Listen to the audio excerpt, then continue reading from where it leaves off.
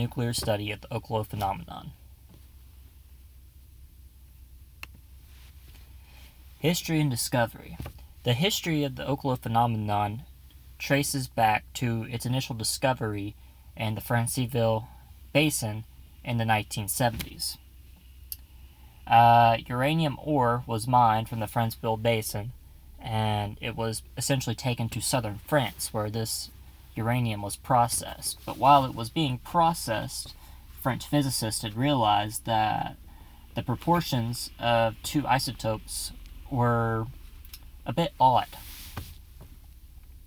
There are two isotopes of uranium that are the most common. You have uranium-238 and you have uranium-235. Uranium-238 being the most common and uranium-235 being less common than U-238, for example. U-235 is the isotope in question here. They had realized that there was less of this isotope in proportion to U-238 than what is normally found. There were a lot of fears about this initially, a lot of fears about terrorism, and there were many fears that during the processing and refinement of the uranium ore that somehow the U-235 had been smuggled out and could have been potentially used for radioactive weapons or whatnot.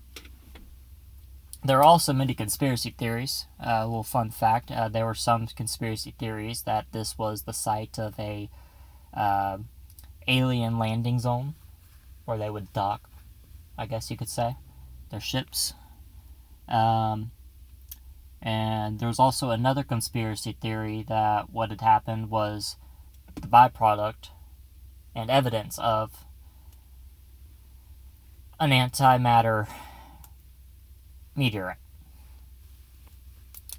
But eventually, in the mines of Siegel, they had seen scorch marks which you don't normally see in nature on rocks and whatnot.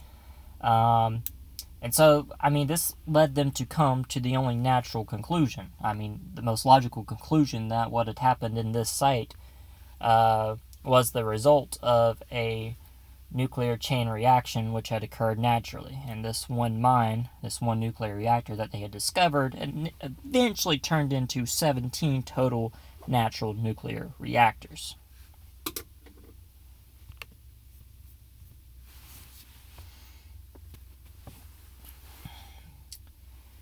In order to discuss this, I want to educate you on essentially what a reactor is.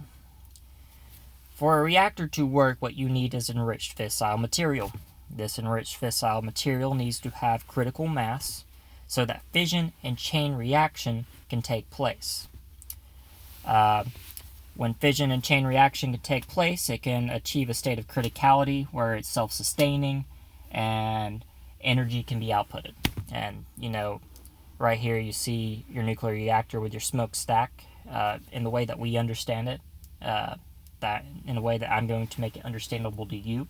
Essentially what happens is that this fissile material, it emits energy, it excites the water particles, and it creates dry steam, which in turn spins the turbines inside of this nuclear reactor here on the top right, and that goes into an alternator. Essentially what a nuclear reactor is it's a giant steam generator that converts kinetic energy into a usable form of energy. So yeah, that's what a reactor is. The geological origins can be traced back to the Paleo-Proterozoic era, also known as the early Proterozoic era. If you look under Eon, Proterozoic, and then you go to era, you will see early Proterozoic era. And this formed 2 billion years ago in the West African Craton, a geologically stable region, which is important because if this region had not been stable in the first place, the reactor might not have initially formed, and also the remains of the reactor might not have ever been discovered.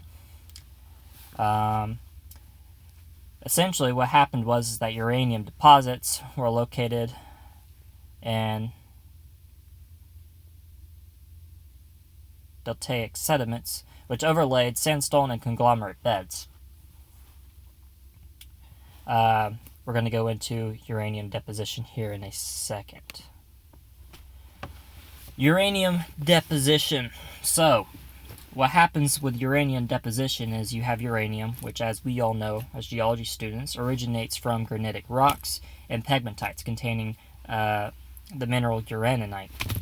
It's transported by ancient rivers. The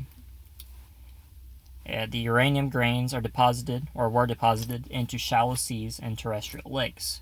An important factor here is that during the Paleoproterozoic era, the environment was anoxic, meaning oxygen-free, and this prevented the dissolution and migration of the uranium, keeping the uraninite in its insoluble form. But eventually, the great oxidation event introduced oxygen into the environment. The great oxidation event occurred, making the uraninite soluble and allowing it to dissolve and migrate. If you look here, you can see the sandstone. The sandstone at the Oklo site is porous, and so what happened was that as the uraninites dissolved and seeped deeper into the ground, they reconcentrated themselves into high-grade uranium ore, and that's what allowed it to reach critical mass. That's the basic idea of it. And so the conditions were met for chain reaction. You had a high concentration of the fissile component, uranium-235, and actually at this particular period of time, it was at 3%, which coincidentally aligns with what we use in modern nuclear reactors. So you had your high concentration in proportion to U-238, 3% of the ore. You had your critical mass, which is 52 kilograms. You had the presence of a neutron moderator, that being the groundwater. The groundwater also serves another purpose, which I'll get into in a second. You had the absence of neutron absorbers. If you had neutron absorbers, the neutrons would not, the neutrons would not be able to interact with the other uranium-235 atoms and cause them to fission, and you would not have a chain reaction. You had your deposit geometry, which is just the way that the uranium is shaped. It was shaped in an efficient way for chain reaction. You had the self-regulation mechanism, which is where our moderator comes in again, the water, the groundwater. Essentially, when the water got superheated, it would evaporate. But because it would evaporate, this moderator would not allow a chain reaction to continue to occur. Supercriticality was never achieved, so what you would have was a cycle of the natural nuclear reactors going critical and then subcritical. And then you also have geological stability. The geological stability is what allowed it to form in the first place. If you did not have geological stability, you might not have had the concentration of uranium. You wouldn't have the preservation of the site. Essentially, because it is a geologically stable region, the uranium was able to form in the way that it did in order to start a chain reaction. The natural containment and ecological impact. The uranium was deposited in clay, sandstone, and shell layers that remained geologically stable and undisturbed for billions of years.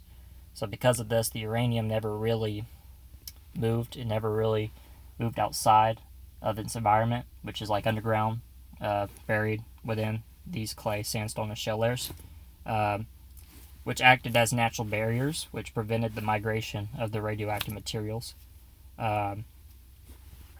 The specific hydrological environment, which is just the way that the groundwater flowed, mitigated the flow outside of the reactor zones, which basically reduced the risk of radioactive material being transported away outside of that environment. So it really never affected the ecology there. And it showed us that long-term waste solutions are possible, and that we can find solutions to storing waste. Chemical stability of the uraninite. The uranium-bearing mineral retained fission products securely within its crystal structure, limiting their mobility.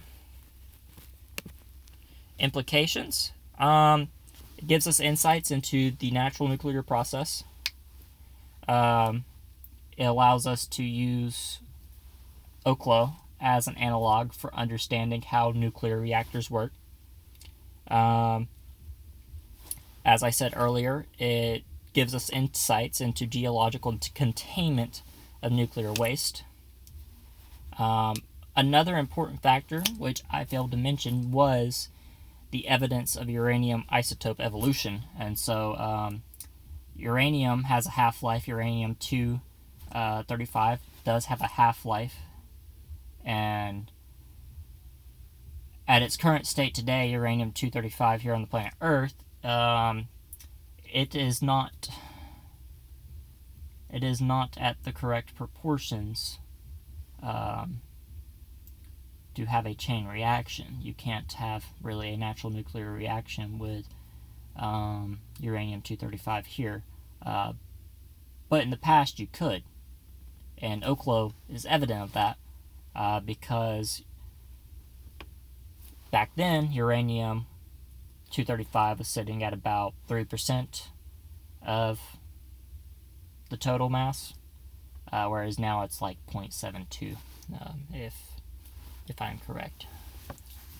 And then obviously the impacts on nuclear energy because of all these other insights. I mean, we now understand more about how to contain waste, how nuclear reactors work. We have an analog, and so it's going to impact mainly waste solutions and the way that we understand nuclear reactors in the future. I think the biggest takeaway is that I think one of the biggest issues that many people have with nuclear energy is the waste solutions and what to do with the nuclear waste. And I think this will show that essentially that geological containment of nuclear waste is possible, and we can have nuclear waste and not have it affect our environment and the ecology if we do it safely and smartly. Here's my bibliography, and that is it. That is the Oklo Natural Nuclear Reactor. Thank you.